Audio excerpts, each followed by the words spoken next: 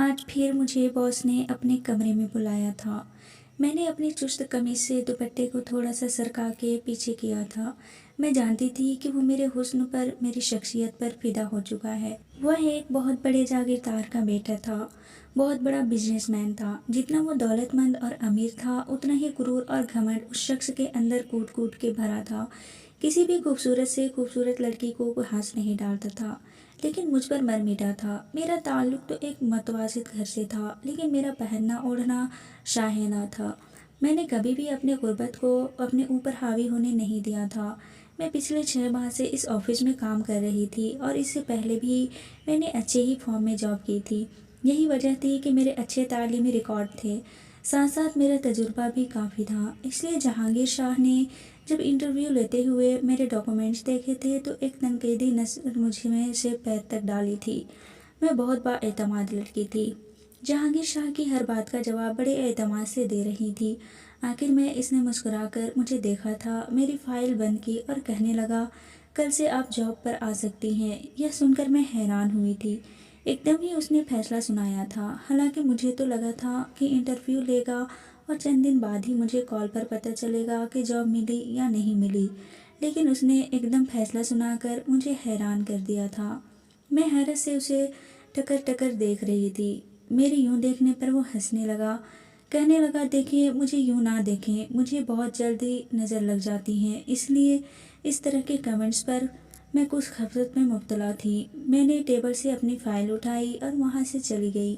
میری عمر 26 سال تھی اور وہ 30 سالہ نوجوان تھا۔ میں نے جب آفس جوائن کر لیا تب مجھے معلوم ہوا تھا کہ جہانگیر شاہ گھمنڈی اور مغرور قسم کا شخص تھا۔ وہ اپنے امپلائی سے بھی سیدھے منہ بات تک نہیں کرتا تھا۔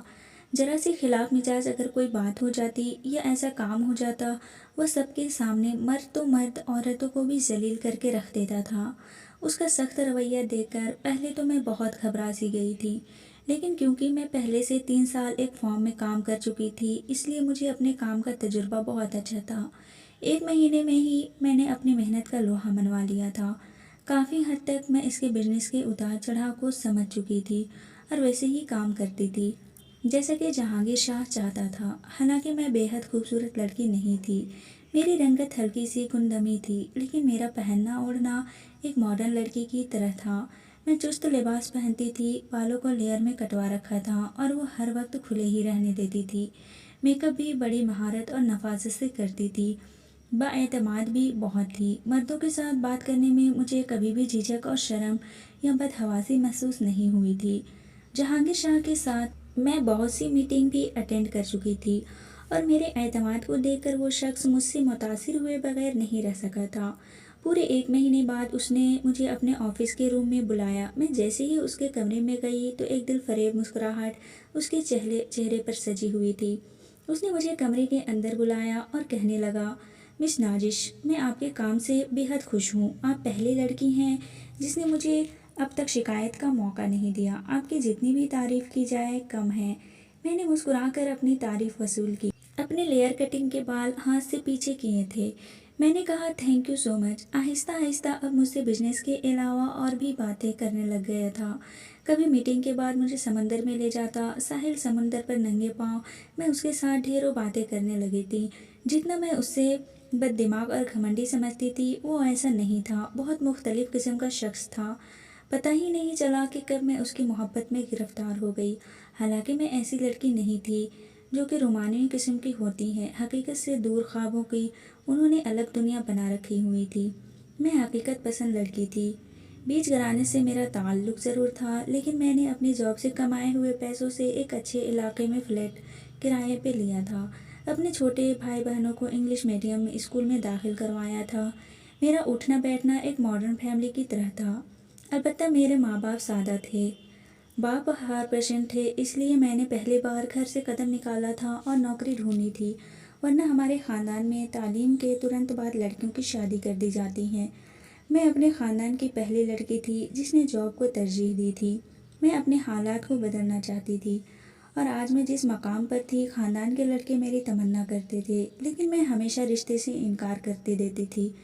چاہتی تھی کہ جب میں اپنی جاب سے 1 لاکھ سے اوپر کماتی ہوں تو جس سے میری شادی ہو اس کی تنخواہ بھی 2-2.5 لاکھ سے کم نہ ہو، کیونکہ جس لگژری کا میں نے خود کو عادی بنا لیا تھا، میں کسی بھی چھوٹے موٹے جاب کرنے والے شخص کے ساتھ گزارا نہیں کر سکتی تھی۔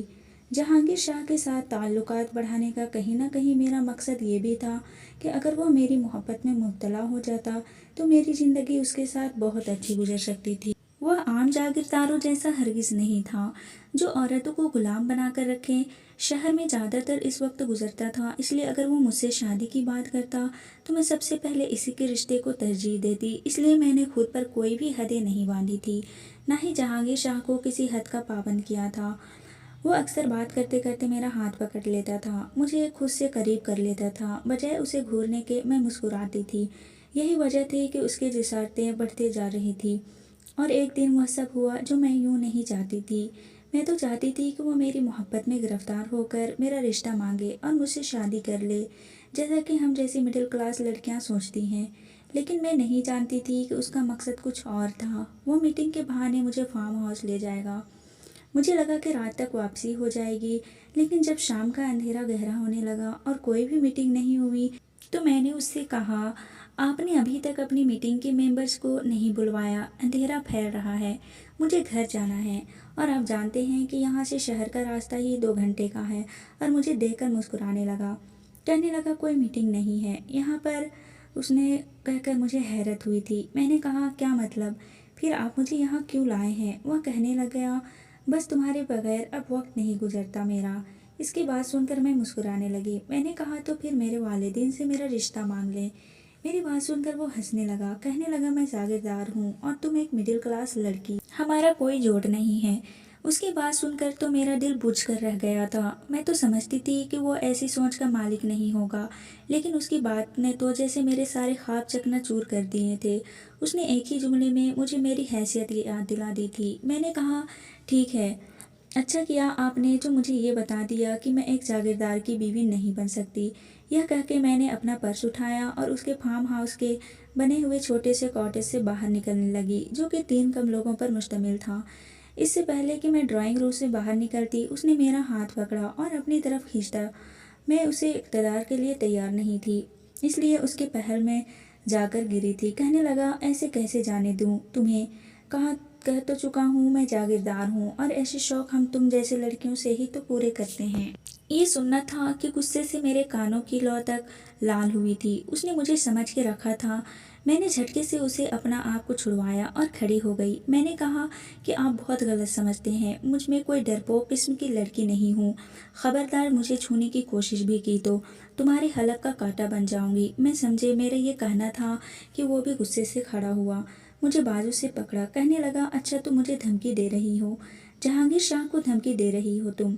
ٹھیک ہے، آج کی رات تم یہیں رکو گی میرے ساتھ اور میری رات کو رنگین بناؤ گی، اور اس کے بعد میں دیکھتا ہوں کہ تم میرے حلق کا کانٹا کیسے بنتی ہو۔ بے شک میں پراعتماد لڑکی تھی، لیکن اس وقت اس کے فارم ہاؤس میں بالکل اکیلی تھی۔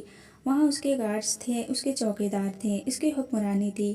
میں اسے اپنے آپ چھڑوانے لگی، لیکن مجھے زبردستی اپنے کمرے میں لے گیا۔ پوری رات اس نے میرے ساتھ بے رحمی کا سلوک کیا تھا۔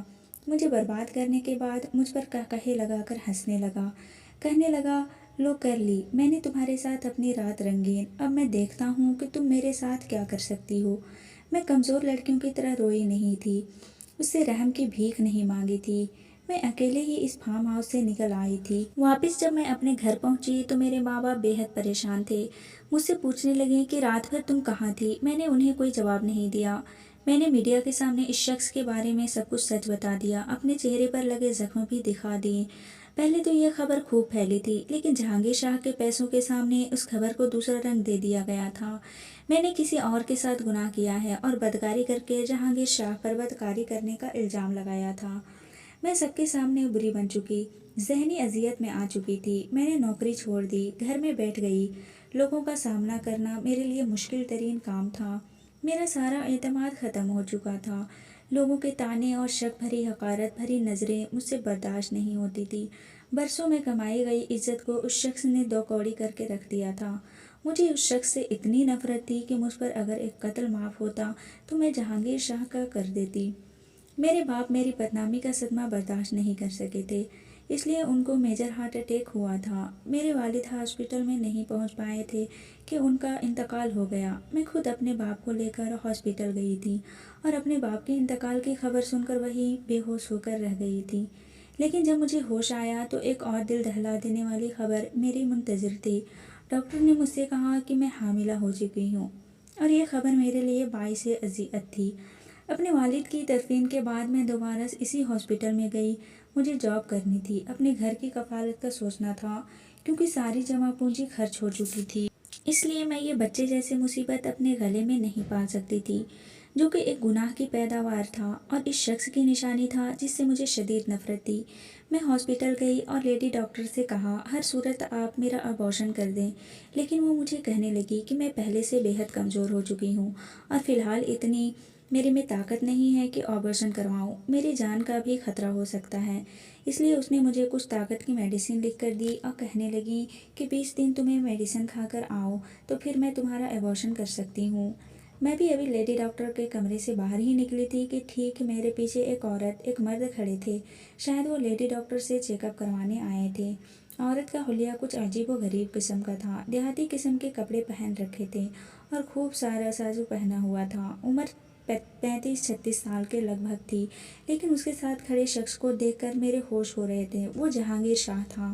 اسے دیکھ کر ہی میری آنکھوں میں نفرت بھرنے لگی تھی، لیکن وہ مجھے بڑے غصے سے دیکھ رہا تھا۔ میں وہاں سے کھڑی ہوئی اور باہر نکل گئی، لیکن اگلے روز جو قیامت ہمارے گھر پر ٹوٹی تھی میں سوچ بھی نہیں سکتی تھی۔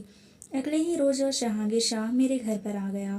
اس کے گارڈز بھی اس کے ساتھ میرے گھر کے اندر زبردستی داخل ہوئے تھے۔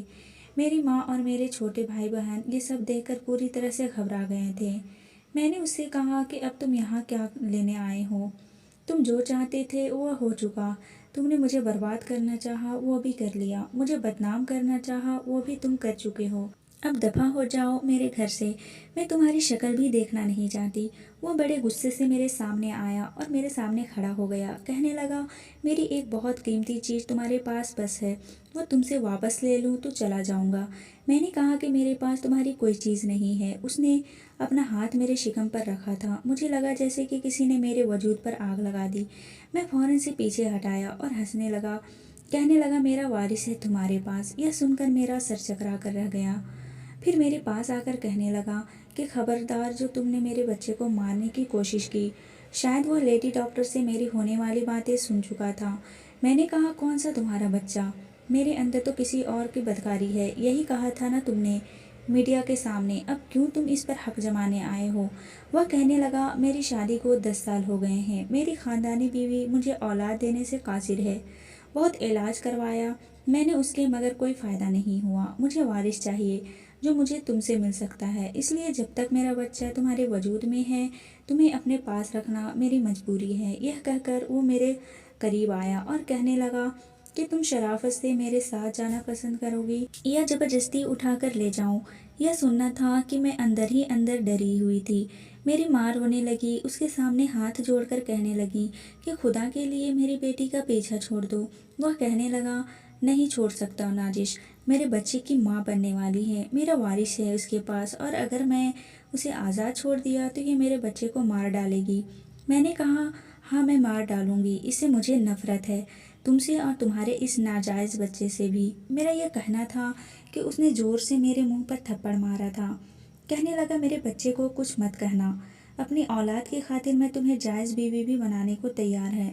پھر کہنے لگا، قاضی میں اپنے ساتھ لایا ہوں۔ پھر اس نے اپنے گارڈ سے کہا کہ جاؤ، نیچے گاڑی میں جو مولانا صاحب بیٹھے ہیں انہیں اوپر لے کر آؤ، میں ابھی اسی وقت اس سے نکاح کروں گا۔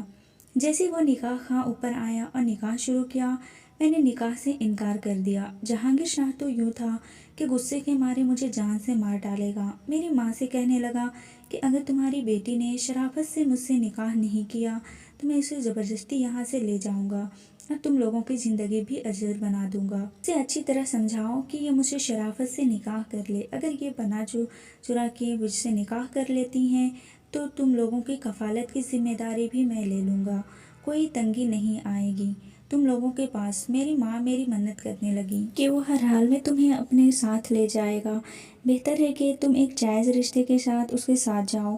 ہم جیسے مڈل کلاس لڑکیاں ہمیشہ بے بسی اور مجبوری اس وقت ہو جاتی ہیں جب اپنے ماں باپ کے جڑے ہوئے ہاتھ دیکھتی ہیں اور وہ سب کر جاتی ہیں جو کرنا نہیں چاہتی۔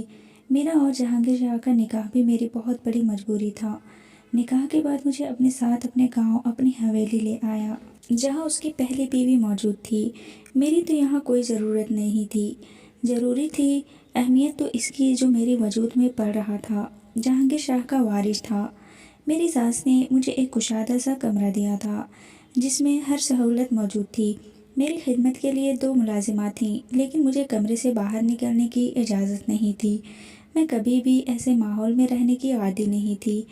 میں نے ساری زندگی آزادی سے گزاری تھی، لیکن وہ دونوں نوکر ہر پل کی خبر جہانگیر شاہ اور اس کی ماں کو دیتی تھی۔ میرا جی چاہتا تھا کہ میں اس کے بچے کو اپنے تن سے جدا کر دوں، جس کی وجہ سے میں قید ہو چکی تھی۔ میں یہاں سے بھاگ جانا چاہتی تھی۔ محل چاہے سونا کا ہی کیوں نہ ہو، اگر اس میں قید کر کے رکھا جائے تو وہ بھی پنجرے سے کم نہیں لگتا۔ میرا یہاں دم گھٹنے لگا تھا۔ مجھے کھانے پینے کے لیے بہترین چیزیں دی جاتی تھی، اس زبردستی کھلائی جاتی تھی۔ ایک بار میں نے کھانے سے انکار کر دیا۔ ملازم میرے لیے کھانا لے کر آئی تھی تو ٹرے اس کے ہاتھ سے پکڑ کر زمین پر زور سے پھینک دی تھی۔ سارا کھانا زمین پر گر گیا تھا، کانچ کے برتن ٹوٹ چکے۔ شور کی آواز سن کر میری ساس کے کمرے میں کہنے لگی، یہ کیا بدتمیزی ہے؟ میں نے کہا، مجھے نہیں کھانا کچھ بھی، نہ مجھے یہاں رہنا ہے، خدا کے لیے مجھے آزاد کر دو، میں یہاں نہیں رہ سکتی، میرا دم گھٹتا ہے۔ وہ کہنے لگی کہ جب تک کہ تم جہانگیر شاہ کے بچے کی ماں نہیں بن جاتی، یہاں سے تمہارا جانا ممکن ہی نہیں، اور بے فکر رہو، تم جیسی شہری آوارہ لڑکی کو ہم اپنے خاندان کی عزت کبھی بھی نہیں بنانا چاہیں گے۔ جیسے ہی تم بچے کو جنم دو گی، تمہیں آزاد کر دیا جائے گا۔ میں یہاں رہنا چاہتی بھی نہیں تھی، مجھے اس بچے سے کوئی لگاؤ اور دلی وابستگی نہیں تھی، کیونکہ یہ گناہ کا نتیجہ تھا، لیکن میرا واقعی ہی وہاں دم گھٹتا تھا۔ میں نے کہا، مجھے کچھ نہیں کھانا۔ میری ساس مجھے باہر ڈانٹ ڈپٹ کرنے لگی کہ تمہاری وجہ سے اگر ہمارے بچے کو کوئی بھی نقصان ہوا تو تم نہیں جانتی کہ جہانگیر شاہ تمہارے لیے کیا حشر کرے گا۔ لیکن میں نے ان کی کوئی بھی بات نہیں سنی۔ جہانگیر شاہ شہر میں تھا، بہت کم ہی گاؤں میں آتا تھا، لیکن جب اس سے اس بات کی خبر ملی تو رات کو ہی شہر سے گاؤں پہنچ گیا تھا۔ 6 گھنٹے کا سفر کر کے جب وہ گاؤں پہنچا تو بے حد غصے میں تھا۔ رات کے 2 بجے میرے کمرے کا دروازہ کھلا تھا۔ میں اس وقت نیند میں تھی۔ بڑی زور سے کمرے کا دروازہ بند ہوا، ایک دم ہی کمرے کی تمام بتیاں روشن ہوئیں۔ میں نے آنکھیں کھول کر دیکھا تو جہانگیر بڑے غصے سے میری طرف بڑھا تھا۔ کہنے لگا، اٹھ کر بیٹھو، کیا تماشا پکڑ رکھا ہے تم نے؟ اٹھ کر بیٹھ گئی، لیکن سوچ چکی تھی کہ آج اس شخص کے سامنے ہار نہیں مانوں گی۔ جیسے میں اٹھ کر بیٹھی، وہ میرے بیڈ پر میرے سامنے بیٹھ گیا۔ کہنے لگا، صبح سے تم نے کچھ نہیں کھایا، کیا تماشا بنا رکھا ہے تم نے، کیوں نہیں کھا رہی ہو؟ وہ غصے سے فنکار رہا تھا۔ میں نے کہا، مجھے اس قید خانے میں نہیں رہنا۔ میرا یہ کہنا تھا کہ اس نے مجھے بازو سے پکڑا اور میرے بازو زور سے دبوچنے لگا۔ اس کی سخت گرفت پر میں تلملا گئی تھی۔ میں نے کہا، تم انسان ہو یا جانور؟ چھوڑو میرا ہاتھ۔ کہنے لگا، اگر تم نے میری کسی بھی بات سے اختلاف کیا تو تم اچھی طرح سے جانتی ہو کہ مجھے انسان سے جانور بننے میں زیادہ دیر نہیں لگتی۔ میں تمہارا حشر بگاڑ کے رکھ دوں گا۔ اگر تمہاری وجہ سے میرے بچے کو ذرا بھی کچھ ہوا تو میں نے کہا ہے کہ اللہ کرے مر جائے تمہارے بچہ، جس کی وجہ سے میں اس اذیت میں پھنس چکی ہوں۔ میرا یہ کہنا تھا کہ ایک زوردار تھپڑ اس نے میرے منہ پر مارا تھا۔ میرا تو دماغ سے چکرا کر رہ گیا تھا۔ کہنے لگا، آج تو تم نے یہ بات زبان سے نکال لی، آئندہ اگر غلطی سے بھی تمہاری زبان سے یہ نکلا تو تمہارا گلا گھونٹ دوں گا۔ اس کے دونوں ہاتھ میرے گلے کی جانب بڑھے، لیکن یکتا اس نے اپنے ہاتھوں کو روکا تھا۔ اس وقت تو شدید غصے میں تھا، میری آنکھوں سے آنسو بہنے لگے۔ میں نے کہا، رک کیوں گئے؟ بڑھاؤ اپنے ہاتھ آگے اور دبا میرا گلا، میرا گلا گھونٹ کر مجھے مار ڈالو۔ میں نے اس کے دونوں ہاتھ پکڑے اور اپنے گلے میں رکھ کر اس کے ہاتھوں سے اپنا گلا دبانے لگی، اور وہ میرے ہاتھ پیچھے کرنے لگا۔ میں بالکل پاگل سی ہو گئی تھی۔ میں نے کہا، میں اپنے آپ کو ختم کر لوں گی، تم نے مجھے پر ہاتھ اٹھایا تو اٹھایا کیسے؟ میں مار ڈالوں گی خود کو، اور میرے ساتھ ساتھ تمہارے اس وارث کو بھی، مر جائے گا۔ میرا یہ کہنا تھا کہ اس کا رنگ ایک دم پھک پڑتا تھا۔ بیڈ سے کھڑی ہو گئی اور سامنے ڈریسنگ پر پڑی پرفیوم کی بوتل اٹھائی اور دیوار پر مار کر آدھی توڑ دی۔ باقی کی بوتل کانچ سمیت میرے ہاتھ میں تھی۔ میں نے وہ کانچ پکڑا اور اپنے پیٹ کی جانب بڑھا دیا۔ میں اس قدر غصے میں تھی کہ میرا جی چاہا کہ میں اپنے پیٹ میں وہ کانچ مار ڈالوں، خود کو ختم کر لوں۔ اس کے بچے کو بھی مار ڈالوں، جس کی وجہ سے میری زندگی اذیت بن گئی کہ رہ گئی تھی۔ یہ دیکھنا تھا کہ وہ فوراً سے میرے پاس آنے لگا۔ اس کی تو یہ حالت تھی جیسے کہ میں اس کے بچے کو نہیں بلکہ اس کو مارنے والی ہوں۔ وہ کہنے لگا، دیکھو ایسا کچھ مت کرنا۔ اس وقت وہ بہت خوفزدہ تھا۔ جس قدر میں اس سے پیچھے تھی، اگر وہ میری جانب بڑھتا تو شاید غصے سے میں اپنے پیٹ پر وہ کانچ گھسا لیتی۔ میں نے کہا، تم نے ایک قدم بھی آگے بڑھایا تو میرے ساتھ ساتھ تمہارا بچہ بھی مر جائے گا۔ اس کے بڑھتے ہوئے قدم فوراً سے رک گئے تھے۔ کہنے لگا، تم جو چاہتے ہو میں کر دوں گا، لیکن پلیز اس کانچ کے سے خود پیچھے کر لو۔ پہلی بار میں نے اس کے چہرے پر خوف دیکھا تھا، اس کی آنکھوں میں آنسو دیکھے تھے۔ اولاد انسان کو کیسے مجبور کرتی ہے، یہ میں جہانگیر شاہ کی آنکھوں میں دیکھ رہی تھی۔ میں نے کہا، مجھے یہاں نہیں رہنا، مجھے شہر جانا ہے۔ کہنے لگا، ٹھیک ہے، اگر تم مجھ سے وعدہ کرو کہ تم اپنا خیال رکھو گی تو میں تمہیں شہر لے جاؤں گا، تم میرے بچے کو کوئی بھی نقصان نہیں پہنچاؤ گی۔ میں نے اس سے وعدہ کر لیا۔ وہ مجھے شہر لے آیا تھا۔ اس کے شہر کے بڑے سے بنگلے پر میں رہنے لگی تھی۔ مجھ پر کوئی بھی پابندی عائد نہیں کی گئی تھی۔ جیسے جیسے وقت گزرنے لگا تھا، جہانگیر شاہ میرا بہت خیال رکھتا تھا۔ روز مجھ سے پوچھتا تھا کہ میں نے کھانا ٹھیک سے کھایا کہ نہیں، لیکن میں جانتی تھی یہ ساری باتیں بچے کی پیدائش تک محدود ہیں۔ بہرحال میں بھی اس کے ساتھ رہنا نہیں چاہتی تھی۔ وقت گزرنے لگا۔ 9 مہینے کا عرصہ بھی گزر چکا تھا، اور جب مجھے جچگی کی تکلیف شروع ہوئی تو میں نے بے تحاشا روئے جا رہی تھی۔ اس وقت جہانگیر شاہ ہی مجھے گود میں اٹھا کر باہر تک لایا تھا۔ ڈرائیور سے کہنے لگا، فوراً سے گاڑی اسٹارٹ کرو، میری ساتھ ہو۔ پچھلے نشست پر بیٹھا تھا۔ ہاسپٹل میں جا کر میں نے اس کا ہاتھ تھاما ہوا تھا اور بہت رو رہی تھی۔ میں نے کہا، مجھے بہت ڈر لگ رہا ہے جہانگیر، میں تو مر جاؤں گی نا۔ میں درد سے بے حال تھی۔ مجھے لگ رہا تھا کہ میں شاید یہ درد سہ نہ پاؤں۔ وہ میرا سر سہلانے لگا، کہنے لگا، کچھ نہیں ہوگا تمہیں۔ لیکن میری حالت بگڑتی جا رہی تھی۔ میری ڈاکٹر کہنے لگی کہ اس کا وقت کیس بہت زیادہ خراب ہونے لگا، یا تو ہم اس عورت کو بچا سکتے ہیں یا اس کے بچے کو۔ یہ سن کر مجھے لگا تھا کہ بس اب میرا آخری وقت ہے، کیونکہ جہانگیر شاہ کو اپنے وارث سے محبت تھی۔ اپنے وارث کی خاطر وہ سب کچھ کر سکتا تھا۔ اگر مجھ سے نکاح کر سکتا تھا تو مجھے اپنے بچے کی خاطر قربان بھی کر سکتا تھا۔ میں نے کلمہ طیبہ پڑھ لیا تھا، اور اس کے بعد میں نہیں جانتی کہ کب اور کیسے، لیکن میں ہوش کی دنیا سے غافل ہوئی تھی۔ لیکن جب مجھے ہوش آیا تو لگا کہ شاید میں معجزاتی طور پر بچ گئی ہوں۔ میں ہاسپٹل کے آپریشن تھیٹر کے بجائے ایک پرائیویٹ نرس مجھے ٹرپ لگا رہی تھی۔ میں نے پوچھا، میرا بچہ کیسا ہے؟ تو کہنے لگے کہ آئی ایم سوری، ہم اسے نہیں بچا پائے۔ یہ سن کر میرے ہوش اڑے تھے۔ میں نے کہا کہ یہ کیسے ہو سکتا ہے؟ وہ کہنے لگی، آپ کے شوہر سے پوچھا تھا کہ ہم بچے کو بچائیں یا اس کی ماں کو، کیونکہ ان دونوں میں سے بس ایک ہی بچ سکتا ہے، تو انہوں نے یہی کہا تھا کہ آپ میری بیوی کو بچا لیں، اسے کچھ نہیں ہونا چاہیے۔ یہ سن کر مجھے حیرت کا بہت بڑا جھٹکا لگا تھا۔ یہ کیسے ہو سکتا تھا؟ اس شخص نے تو مجھے اپنے وارث کی خاطر ہی اپنایا تھا، پھر وہ کیسے اپنے بچے سے دستبردار ہو سکتا تھا؟ کچھ ہی دیر بعد جہانگیر شاہ میرے کمرے میں داخل ہوا۔ آنکھیں سرخ اور بھیگی ہوئی تھی، چہرے پر سنجیدگی تھی، جیسے بہت ضبط سے گزر رہا ہے۔ مجھے اس بچے سے ذرا بھی لگاؤ نہیں تھا، لیکن 9 ماہ وہ میرے وجود کا حصہ رہا تھا۔ کیسے ممکن تھا کہ میری آنکھوں سے آنسو نہ بہتے؟ میری آنکھوں سے آنسو بہہ کر تکیہ بھگونے لگے۔ جہانگیر شاہ بالکل ٹوٹ چکا تھا۔ میرے پاس آیا، اپنے دونوں ہاتھوں سے میرے آنسو صاف کر کے میرا سر سلانے لگا، جیسے مجھے تسلی دے رہا ہو۔ رو مت، پہلی بار ایسا ہوا تھا کہ میں نے اس کے ہاتھوں کو نہیں جھٹکا تھا۔ میں نے کہا کہ تم نے مجھے کیوں بچایا؟ تمہارا وارث تو تمہیں مل رہا تھا، اور تم نے اپنے وارث کی خاطر سے مجھ جیسی مڈل کلاس لڑکی کی برداشت کیا تھا، پھر مر جانے دیتے مجھے۔ میری بات سن کر وہ کہنے لگا کہ نہیں، تمہارا کوئی قصور نہیں تھا، جو میں تمہیں سزا پہ سزا دیتا رہتا۔ جو کچھ میں نے تمہارے ساتھ کیا ہے، اس جرم کی یہ میری سزا تھی۔ پھر اس نے اپنے دونوں ہاتھ میرے سامنے جوڑ دیے اور پھوٹ پھوٹ کر رونے لگا۔ کہنے لگا، نازش، مجھے معاف کر دو۔ میں نے کہا، مجھے آزاد کر دو، میں تمہیں معاف کر دوں گی۔ میری بات سن کر وہ اپنا رونا بھول رہا تھا۔ کچھ دیر مجھے دیکھتا رہا، پھر نہیں میں سر ہلانے لگا۔ کہنے لگا، یہ ممکن نہیں ہے۔ میں نہیں جانتا کب اور کیسے، لیکن مجھے تم سے محبت ہو گئی۔ تم میری بیوی ہو۔ میں چاہتا ہوں کہ تم مجھے معاف کر دو اور میرے ساتھ میری بیوی کی حیثیت سے رہو۔ میں ساری دنیا کے سامنے ہر بات کا اعتراف کرنا چاہتا ہوں۔ میں نے جو کچھ تمہارے ساتھ زیادتی کی ہے، اس سب کا اعتراف سب کے سامنے کروں گا۔ میرے دونوں ہاتھ تھام کر وہ مجھ سے معافی مانگتے رہا۔ میں فیصلہ نہیں کر پا رہی تھی کہ مجھے اسے معاف کرنا بھی چاہیے یا نہیں۔